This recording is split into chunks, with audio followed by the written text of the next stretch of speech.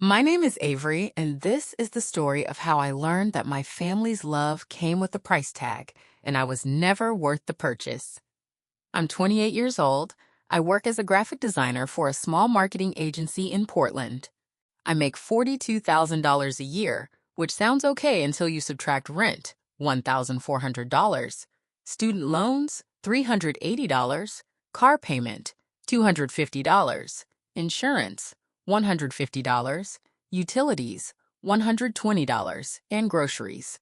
Then you're left with about $400 a month for everything else: gas, phone bill, unexpected expenses, and the occasional coffee that keeps you sane. I'm not poor. I'm just stretched, like a lot of people my age. My sister Brooke is 26. She makes about the same as me, maybe less. But Brooke has never had to stretch, because Brooke has my parents. My parents, Richard and Susan, are comfortably upper middle class. My dad owns a regional chain of hardware stores. My mom doesn't work, hasn't since Brooke was born. They live in a beautiful house with a 3-car garage and a pool they never use. They're also the kind of people who love being seen as generous. They don't donate to charity quietly. They post about it on Facebook with photos of the check. They don't help someone privately. They make sure everyone knows. If there's no audience for their generosity, what's the point? And nowhere was this more obvious than with Brooke. Brooke has always been the golden child. Not because she was more successful or kinder or smarter, simply because she was better at accepting their help without questioning it. When Brooke went to college, they paid for everything: tuition, room and board, spending money, sorority dues. When she graduated and needed a car, they bought her a brand new Honda CR-V. When she couldn't afford rent in the city, they covered it. $1,800 a month, every month for 3 years. Meanwhile, I took out student loans. I drove a 2009 Toyota Corolla with a cracked windshield and a passenger door that didn't lock properly. I paid my own rent from day one. When I asked why they didn't help me the same way they helped Brooke, my mom said, "You're so independent, Avery. You don't need our help." Independent. The word that means we're not giving you anything, but we'll make it sound like a compliment. I learned to stop asking. I learned to handle everything myself. I learned that needing help was weakness, and weakness wasn't tolerated in independent children. But I watched. I watched them shower Brooke with everything while telling me I was capable, and I swallowed the bitterness like medicine. Then Brooke got engaged. His name was Tyler. He worked in finance, drove an Audi, and called my dad sir in a way that made my dad puff up like a peacock. He was fine. Not amazing, not terrible, just fine. But you'd think Brooke was marrying a prince the way my parents reacted. My mom cried. My dad opened champagne. They posted about it on Facebook within an hour. "Our baby girl is engaged. So proud of the woman she's become. Can't wait to celebrate this beautiful love story." Ours got 46 likes in the first 10 minutes. The wedding planning started immediately. My mom made it her full-time job. She had binders, actual physical binders with tabs and color-coded sections. She had Pinterest boards. She had a wedding planner named Gabrielle who charged $8,000 just for coordination. Brooke wanted a destination wedding at first. My parents said yes. Then she changed her mind and wanted something local but elevated. My parents said yes to that too. They toured venues. The one they chose was a restored barn on a vineyard an hour outside the city. The rental fee alone was $15,000. I remember the day they went to see it. I'd stopped by my parents' house to drop off something, and my mom was showing me photos on her phone. "Look at this space, Avery. Isn't it stunning? The natural light, the exposed beams, the view of the vineyard. It's perfect." "It looks expensive," I said. "It is, but Brooke deserves it. This is her special day." Her special day. As if the rest of us were just living regular, forgettable days. Over the next few months, I watched the wedding budget grow like a tumor. The dress, $6,000 from a boutique where they served champagne while you tried on gowns. The flowers, $12,000 for arrangements that would die in 48 hours. The photographer, $8,500 for someone who'd photograph celebrity weddings. The catering, $35,000 for a sit-down dinner with a menu that read like a Michelin-starred restaurant. The band, $15,000 for a 7-piece group that had played at some tech CEO's wedding. On and on and on. Every time I saw my mom, she had a new detail to share. The custom cocktail napkins, the hand-painted welcome sign, the favors that were locally sourced honey in custom jars. "How much is this all costing?" I asked once. My mom waved her hand dismissively. Don't worry about it, we've saved for this. But I did the math in my head. I'd been keeping a mental tally.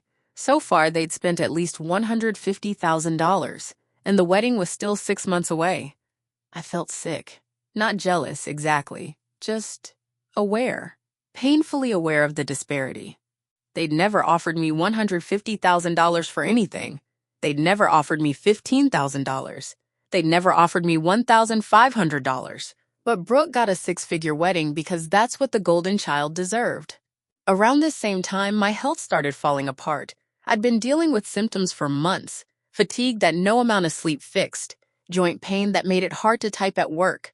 Brain fog that made me forget simple things. Digestive issues that were getting worse. I went to my doctor, then a specialist, then another specialist. Finally, I got a diagnosis, an autoimmune condition. Not life-threatening, but chronic. Manageable with medication, lifestyle changes, and regular monitoring. You need to start this medication as soon as possible, my doctor said, handing me a prescription. It'll help control the inflammation and prevent long-term damage. I took the prescription to the pharmacy. That'll be $200, the pharmacist said. I blinked. $200? My insurance doesn't cover it? Your insurance covers some of it. The retail price is $850. With your insurance, your copay is $200. $850 for 1 month of pills. My insurance discount was still $200. And I'll need this every month? Yes, it's a maintenance medication. I stood there in the pharmacy, feeling the floor tilt under me. $200 a month. $2,400 a year. Money I didn't have. I asked the pharmacist if there was a generic version. There wasn't. I asked about patient assistance programs. She gave me some websites to check, but most programs required proof of income below poverty level. I made $42,000 a year, too much to qualify for help. Not enough to comfortably afford $200 a month in medication. I left the pharmacy without filling the prescription. I went home and looked at my budget. I looked at my bank account. I looked at my credit cards, which were already carrying balances from unexpected car repairs and a root canal earlier in the year. I could afford the medication if I stopped eating out completely, if I canceled my gym membership, if I didn't buy new clothes, if I never went to a movie or bought a book or did anything that wasn't strictly survival. I could do it, but it would mean living even more carefully than I already was. I thought about my parents, about the $15,000 venue deposit they'd written a check for without blinking, about the $6,000 dress that would be worn once, and I thought, maybe I should ask them for help. The thought made me feel sick, because I knew what they'd say. I knew how they'd make me feel for asking, but I was desperate. And desperate people make mistakes, so I asked. I waited a week, trying to figure out the right time to ask, the right approach, the right words. Finally, on a Tuesday evening, I called my mom. Hi, honey. She sounded cheerful. I was just looking at centerpiece options. Let me send you some photos. Mom, I need to talk to you about something. Oh? Her tone shifted slightly. What's wrong? I've been having some health issues. I finally got a diagnosis, and I need to start medication. Oh no, what is it? I explained the condition. She made appropriate sympathetic noises, but I could tell she was distracted. Probably still looking at centerpieces. The thing is, I continued, the medication is expensive. Even with insurance, it's $200 a month. There was a pause. Okay, she said slowly, and I was wondering if you and Dad could help me with it. Just until I can figure out a better solution, or until my insurance improves, or... Avery, she sighed. Like I just asked her to solve world hunger. We're in the middle of wedding expenses. Wedding expenses. I felt heat rising in my face. I know, Mom, but this is important. It's my health. Have you tried cutting back on other things? I looked around my tiny apartment, at my secondhand furniture, at my empty walls because I couldn't afford art, at my kitchen with its cheap pots and pans. I already cut back, I said, trying to keep my voice steady. I live really carefully. There's not much left to cut. Well, honey, your sister's wedding is once in a lifetime. We can't just... It's $200, Mom. That's less than the cocktail napkins. Silence. Don't reduce everything to numbers, Avery. The irony made me want to laugh, or cry. They'd reduced Brooke's entire value to numbers, $250 worth of numbers. And now I was the bad guy for mentioning that $200 could literally help me function? Can I talk to Dad? I asked. Hold on. I heard muffled voices. Then my dad's voice, firm and businesslike. Avery, your mother explained the situation. Dad, I just need help with my medication. You're an adult, Avery. It's not our job to pay your medical bills. The words hit me like a slap. It's not our job. But you paid $250,000 for Brooke's wedding. That's completely different. How is it different? A wedding is a special occasion. It's something we wanted to do for your sister. Your medical bills are your responsibility. So my health isn't worth $200, but Brooke's party is worth $250,000? Don't be dramatic, my mom said in the background. Dramatic? Of course. My dad's voice got harder. We've worked hard for our money, Avery. We get to choose how to spend it. And we're choosing to give your sister a beautiful wedding. That doesn't obligate us to pay for your lifestyle. My lifestyle? Dad, this is medication. It's not a vacation or a... You have a job. You have insurance. Figure it out. I'm trying to figure it out. That's why I'm asking for help. And we're telling you no. You're a capable adult. Act like one. Then he hung up. I sat on my couch, phone still in my hand, staring at nothing. They said no. They said it wasn't their job. While actively spending the equivalent of my annual salary on a single day for my sister, they said helping me stay healthy wasn't their responsibility. I didn't cry right away. I was too shocked. I just sat there, replaying the conversation in my head. It's not our job. That's different. Don't be dramatic. Figure it out. All the phrases designed to make me feel small. Unreasonable, selfish for asking. Finally, I did what I always did. I figured it out. I transferred money from my already thin savings. I canceled my Netflix subscription, $15. I stopped buying coffee on my way to work. $5 a day equals $100 a month savings. I meal prepped even more strictly, eating rice and beans and chicken I bought in bulk. I went back to the pharmacy and filled the prescription. $200 gone from my account, leaving me with $180 until my next paycheck in 10 days. I took the first pill that night, sitting on my couch crying. Not because of the condition, because of the cruelty. My parents could have helped me. They had the money. They were actively spending money on things that were objectively less important than my health. But they said no, because helping me didn't make them look good. Over the next 3 months, the wedding planning intensified. Every time I talked to my mom, she had a new update. They'd upgraded the floral arrangements. They'd added a photo booth. They'd hired a videographer. They'd added a dessert bar in addition to the wedding cake. My mom was in heaven. This was her magnum opus, her chance to show everyone what kind of parent she and my dad were.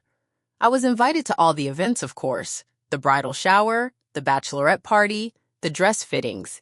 Each invitation came with a cost. The bridal shower gift, $75, a serving platter from Brooks Registry. The bachelorette party in Napa, $400, hotel, activities, meals. The bridesmaid dress, $200. The bridesmaid shoes, $80. The hair and makeup for the wedding, $150. By the time the wedding rolled around, I'd spent over $1,000 on being in my sister's wedding, while struggling to pay for my medication. I didn't say anything. What was the point?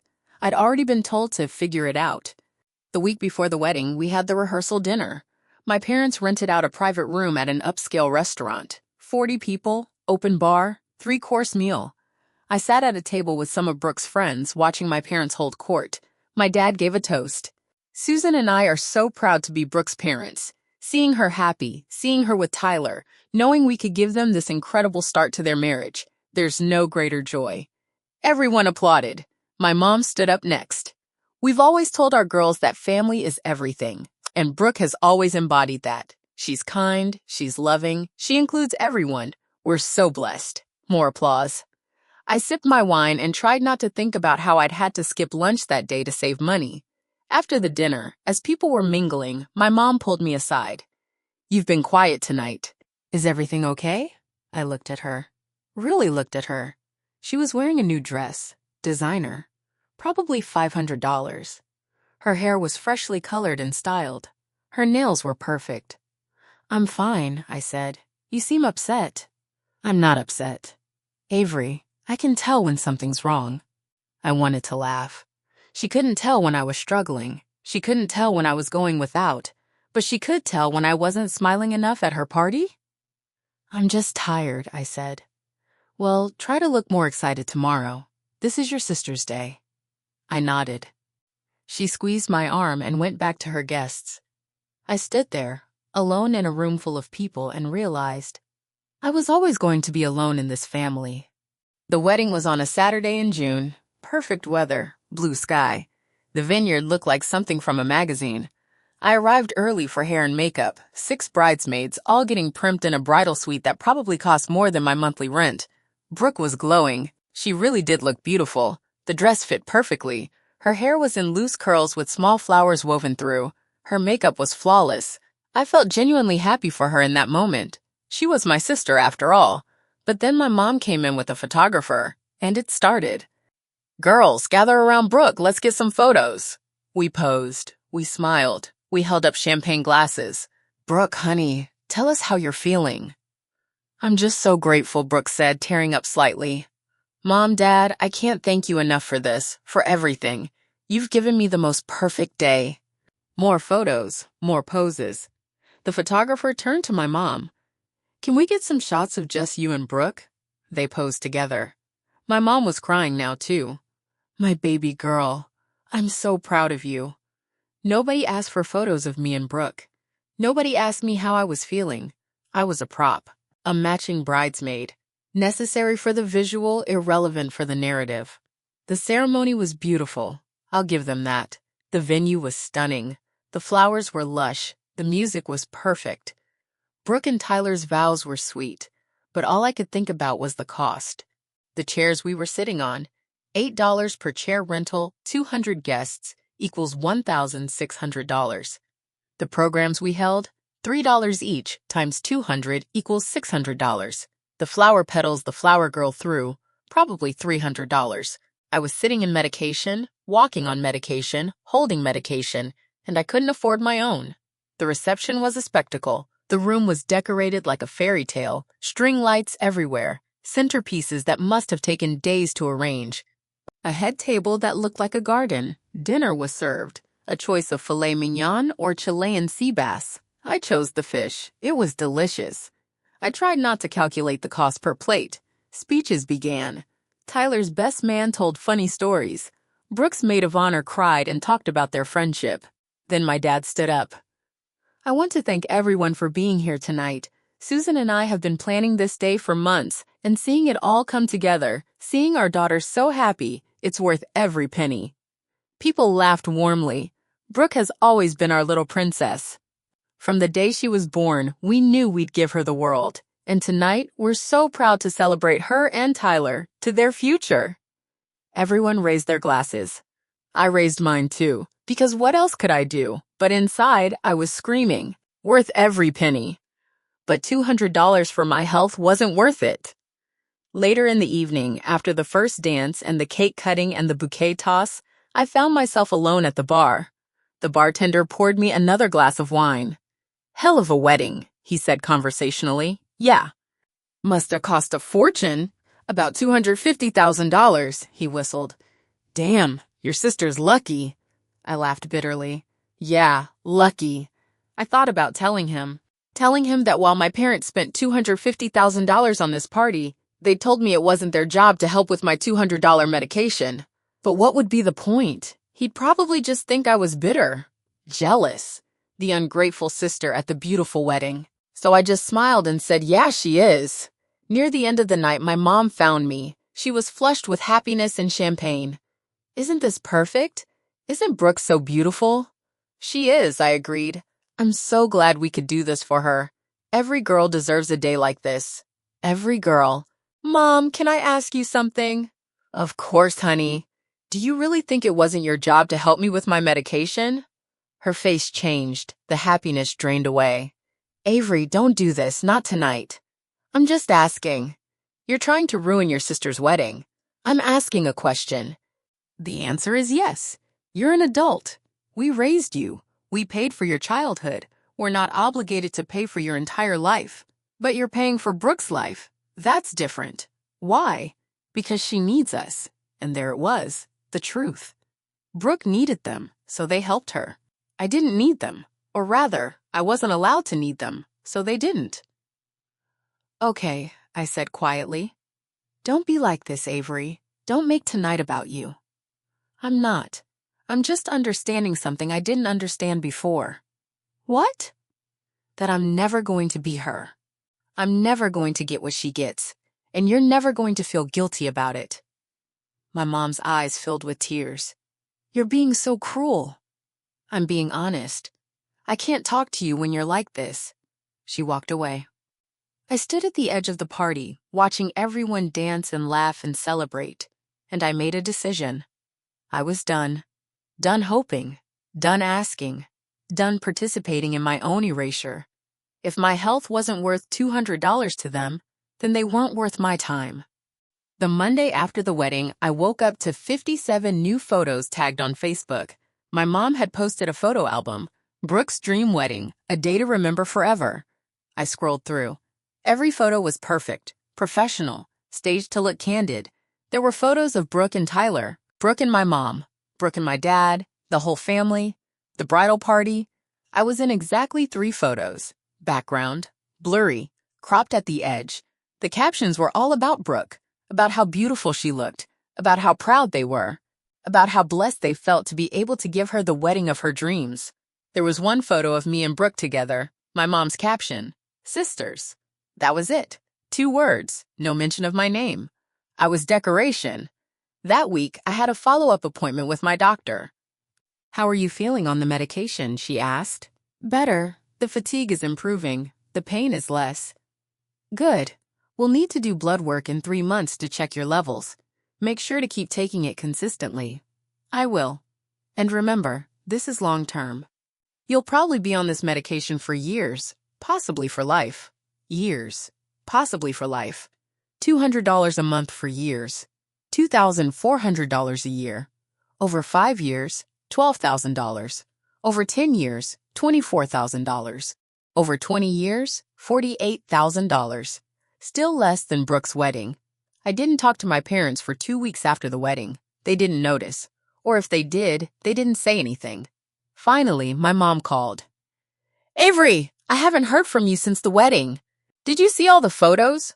I saw them. Wasn't it beautiful? Everyone keeps telling me it was the best wedding they've ever been to. I'm sure. You sound upset. What's wrong? Nothing's wrong.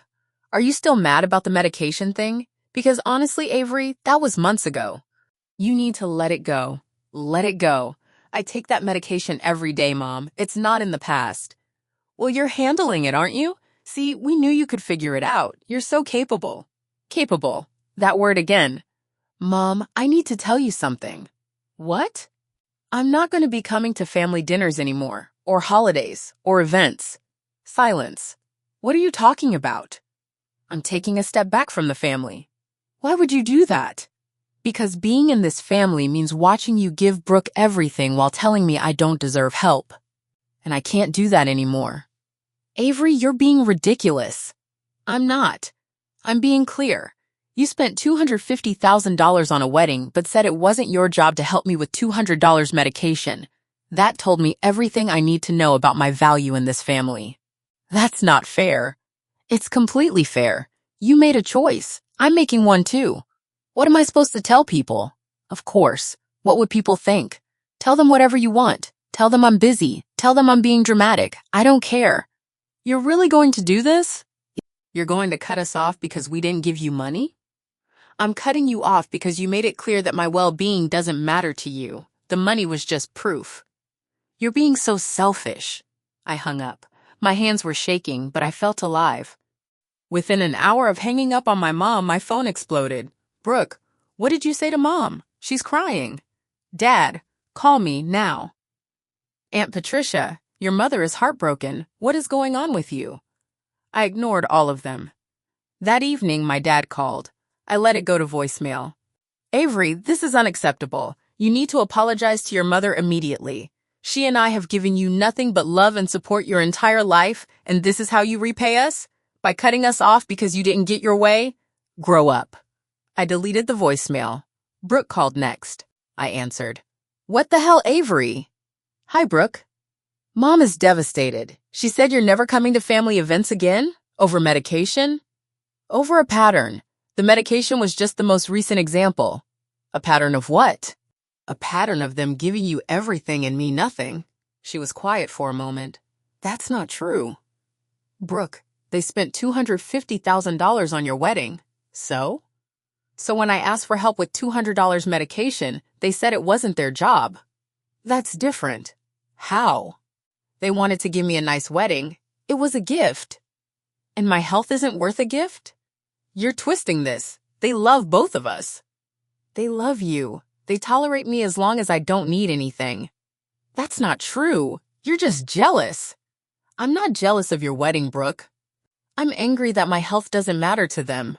There's a difference. They raised you. They fed you. They gave you a good childhood. They don't owe you anything now. Then they didn't owe you a $250,000 wedding either. She was silent. You want to know the real difference between us? I continued. You're allowed to need them. I'm not. You're allowed to be taken care of. I'm expected to take care of myself. And when I asked for help, just once, they said no, while actively spending more on your party than I'll make in 5 years. I'm sorry you feel that way, she said stiffly. I don't need you to be sorry. I just need you to understand why I'm done. So that's it? You're just cutting everyone off? I'm protecting myself. From your own family? Especially from your own family. She hung up. Over the next week, the messages continued. My aunt called to tell me I was being ungrateful. My grandmother sent a long email about how family is supposed to forgive. My mom's friends, women I barely knew, commented on my Facebook posts with passive-aggressive messages about how some people just want attention. I made my profile private. Then I did something I'd been thinking about for days. I wrote a Facebook post, not on my timeline. I made it unsearchable. But I wrote it for myself. The math of love. Let me tell you about worth. My sister's wedding cost $250,000. My monthly medication cost $200. When I asked my parents for help with my medication, just until I could get better insurance or find a solution, they said, it's not our job. But a $250,000 party was their job. Let me be clear. I'm not jealous of my sister's wedding. I'm not angry she got a beautiful day. I'm angry that my health was deemed not their job while they actively spent more on flowers than I make in 6 months. I'm angry that when I asked for help once after a lifetime of figuring it out, I was told to be more independent. I'm angry that capable was used as a weapon against me, while needy was rewarded with unlimited resources. I'm angry that love in my family is conditional on not needing anything. If you need help, you're selfish. If you don't need help, you're capable. Either way, you lose. So I'm done playing a rigged game. I'm done being grateful for scraps while watching someone else feast. I'm done pretending that a family that spends 6 figures on optics but refuses 3 figures for compassion deserves my time. If $200 for my health isn't their job, then being their daughter isn't mine. I didn't post it. I just saved it in my drafts. But writing it felt like lancing a wound. 3 months after the wedding, I hadn't spoken to my parents once. Brooke texted me occasionally, but the messages were brief and surface level. Brooke, how are you? Me, fine. You? Brooke, good. Enjoying married life. Me? That's great. End of conversation. My life became quieter, simpler. I wasn't spending money I didn't have on family events. I wasn't performing gratitude for gifts I didn't receive. I wasn't pretending that being treated as lesser than my sister was normal. I used the money I would have spent on Brooke's baby shower gift. Yes, she was pregnant now, 6 months after the wedding, to buy myself a new pair of work shoes that didn't have holes in the soles. I used the emotional energy I would have spent managing my parents' feelings to go to therapy. My therapist, Dr. Monroe, was patient and direct. Tell me about your family dynamic, she said in our first session. I told her everything, the wedding, the medication, the patterns I'd finally started seeing. So your parents spent $250,000 on your sister, but said they couldn't help you with $200? They didn't say they couldn't. They said it wasn't their job. How did that make you feel? Like I don't matter. Do you think that's true? I think I matter less. to them. Why do you think that is? I thought about it. Because I don't need them the right way. Brooke needs them in ways that make them look good. I need them in ways that are invisible. Dr. Monroe nodded. There's a concept in psychology called performative generosity. It's when people are generous not because they care about the recipient, but because they care about how generosity makes them look. That's exactly what they do. And when you ask for help with something that wasn't performative, something private, something that wouldn't earn them praise, they said no. Yes. That must have been devastating. I started crying. I felt so stupid for asking. You weren't stupid. You were human. You needed help, and you asked your parents. That's normal. But they made me feel like it wasn't normal. Because acknowledging your need would mean admitting they don't treat you and your sister equally, and they don't want to admit that. I nodded, tears streaming down my face. Avery, I'm going to tell you something that might be hard to hear. Okay. Your parents are never going to change. They're never going to acknowledge what they did. They're never going to apologize. I know. The only question is, can you accept that and move forward? I thought about it for a long time. Yes, I finally said, because I don't need their acknowledgement anymore. I know what happened. That's enough. 4 months after cutting off contact, I got an email from my dad. Subject, we need to talk. I almost deleted it without reading it, but curiosity got the better of me.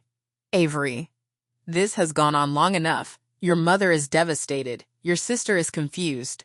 I'm disappointed. I don't know what we did to deserve this treatment, but you need to stop being so dramatic and come to Thanksgiving. Brooke's pregnant, and we're having a family celebration. Your absence would be noticed and would hurt your mother. Bostache, whatever you think we did wrong, we raised you to be better than this. Act like it. Dad. I read it twice. Then I replied, Dad, I'm not coming to Thanksgiving. I'm not coming to Christmas. I'm not coming to Brooke's baby shower. You ask what you did wrong. I'll tell you. You spent $250,000 on Brooke's wedding. When I asked for help with $200 medication, you said it wasn't your job. That's not bad parenting. It's not a mistake. It's a choice. Asters, you chose to spend money on things that made you look good. You chose not to spend money on things that would just keep me healthy. And then you called me dramatic for being hurt by that choice. You're not disappointed in me. You're disappointed that I'm not playing along anymore. Dashdik. I'm not coming to Thanksgiving because being around you means pretending that what you did was okay, and it wasn't. Dashdik, if you want a relationship with me, here's what that requires. Tushed 1. An acknowledgement that you treated me and Brooke differently. Esther 2. An apology for telling me my health wasn't your job while spending 6 figures on a party. Esther 3. A genuine commitment to treating me like I matter. And others tell those things happen. I'm not interested in performing family harmony for your benefit. Avery. I hit send before I could second-guess myself. His response came 2 hours later.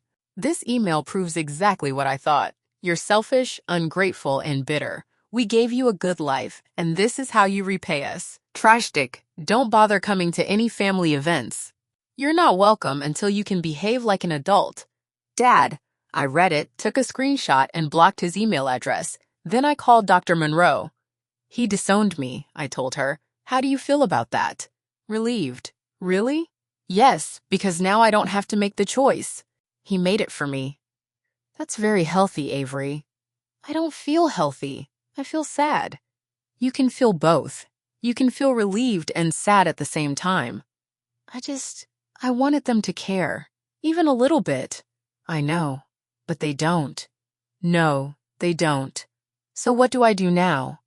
You build a life where you matter, where your needs are valid, where $200 for your health is a non-question. With who? With people who actually love you.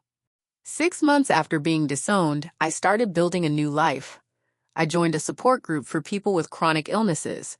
I met people who understood the financial stress, the isolation, the exhaustion. I met Carmen, who had the same condition I did. We started meeting for coffee once a week, then twice a week. She became my best friend. I started dating, carefully, slowly. I met a guy named Matt through a mutual friend. He was kind, patient, and when I told him about my family situation, he said, "That's awful. I'm sorry they treated you like that." He didn't say I was dramatic. He didn't say I was bitter. He just said he was sorry. We've been together for 4 months now. Last week, when I mentioned I was stressed about affording my medication this month, he said, "Let me cover it." "You can pay me back when you can or don't. I just don't want you to stress about it," I cried. He held me and said, "This is what people who love you do. They help." I started a side business doing graphic design freelance. It's not much, maybe an extra $500 a month, but it covers my medication with a little left over. I got better insurance through work. My copay is now $125 instead of $200. I'm not rich. I'm still stretched, but I'm surviving. More importantly, I'm surrounded by people who see me. Carmen, Matt, my coworker Jasmine, who brings me lunch when I forget to eat. My neighbor Greg, who checks on me when I'm having a bad health day. These people aren't related to me, but they're my family. 8 months after being disowned, I got a text from Brooke. "Brooke, I had the baby. A girl. Her name is Emma." "Me? Congratulations." "Brooke, Mom and Dad want to know if you want to meet her." I stared at the text for a long time. Then I typed, "No thank you." "Brooke, seriously?" "Yes. Brooke, she's your niece." "Me. I know. But being in your life means being in their life, and I can't do that." "Brooke, you're really going to miss out on your niece's life because of a stupid fight about money?" "Me. It wasn't about money. It was about value, and they made it clear I don't have any." "Brooke, you're so stubborn." "Me. I'm so tired of being treated like I don't matter. There's a difference." She didn't respond. A year after being disowned, I got a card in the mail. Inside was a photo of Brooke's family. Her, Tyler, and baby Emma, all dressed in matching pajamas. On the back, someone had written, "Merry Christmas from the Mitchell family. Wishing you love and joy." My parents' names were on the card, too. I looked at the photo for a long time. Baby Emma was cute. Blonde hair, blue eyes, chubby cheeks. Then I threw the card away. They wanted to pretend everything was fine. They wanted to send me a cheerful holiday card as if they hadn't disowned me. I wasn't playing that game. It's been 18 months now since I cut off my family. 18 months since the wedding, since the medication conversation, since the realization that changed everything. My life is different now. Smaller in some ways, bigger in others. I don't go to family events. I don't get expensive gifts. I don't get Facebook-ready moments with my parents. But I also don't feel erased. I don't feel lesser. I don't feel like I have to earn love by not needing anything.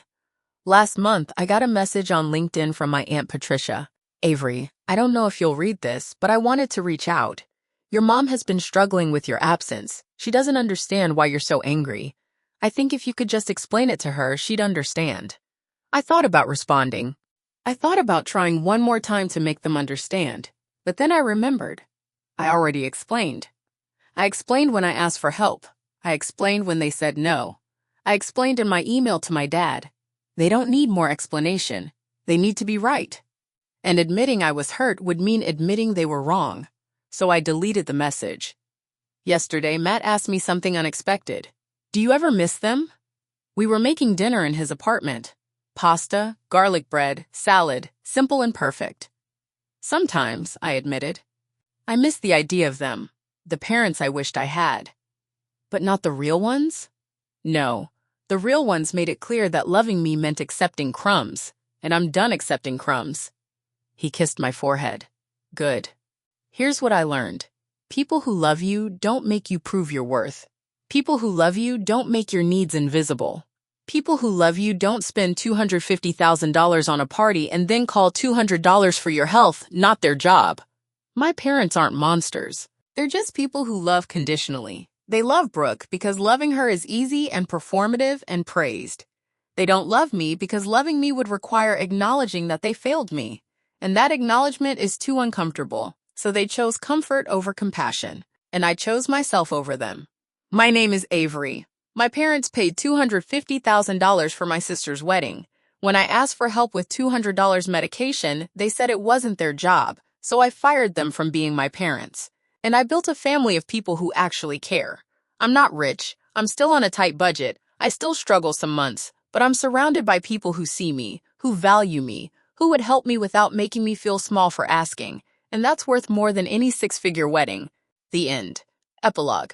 The Facebook post. 2 years after cutting off my family, my mom posted something on Facebook that made me laugh. A friend sent me a screenshot. It was a photo of her and Brooke at some charity event. They were dressed up, smiling, holding champagne glasses. The caption read, "So grateful for my amazing daughter, Brooke. She's taught me so much about generosity, compassion, and putting family first. Feeling blessed to have raised such a wonderful woman. Hashtag proud mom, family first, asterisk." One of the comments asked, "Don't you have another daughter?" Asterisk, my mom replied, "I have one daughter who understands what family means. That's all that matters." I stared at the screenshot for a long time. Then I realized she'd just done me a favor. She'd publicly confirmed what I'd always known. I wasn't her daughter. I was the daughter she erased when it was convenient, and now I had proof. I forwarded the screenshot to my therapist with a message. "Say, I'm not crazy. This is real." She replied, "You were never crazy, but I'm glad you have confirmation. How are you feeling?" "Free," I typed back. Typed, finally free. And I was.